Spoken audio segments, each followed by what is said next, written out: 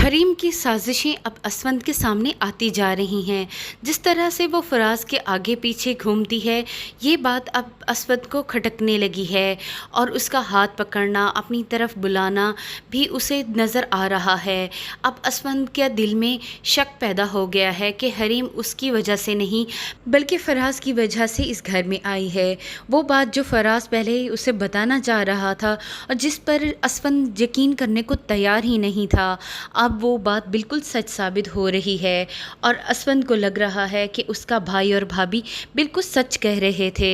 जब असवंद हरीम को इस घर से अलग होने का कहेगा तो वो यहाँ से जाने से इनकार कर देगी कि मुझे मुश्किल ही से तो रिश्ते मिले हैं।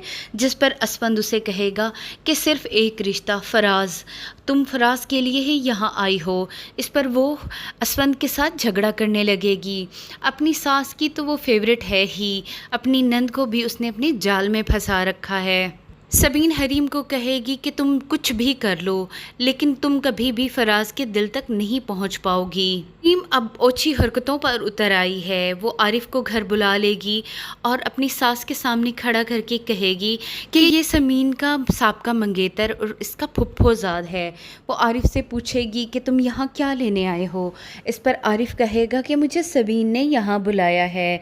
ये सब कुछ सुनकर उसकी सास बहुत हक्का बक्का रह जाएगी।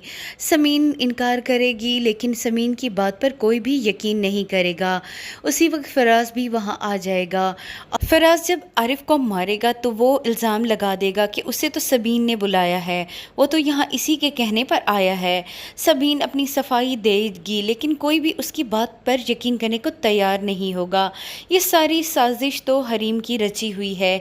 हरीम ने ही आरिफ को बुलाकर यहाँ पर सब कुछ करवाया, लेकिन अब वो ऐसे मासूम बनकर खड़ी हुई है जैसे उसने तो कुछ किया ही ना हो। इन सारे हालात को देखते हुए फराज का बाप उसे मशवरा देगा कि वो यहाँ से चला जाए और अपना अलग घर लेकर रहे।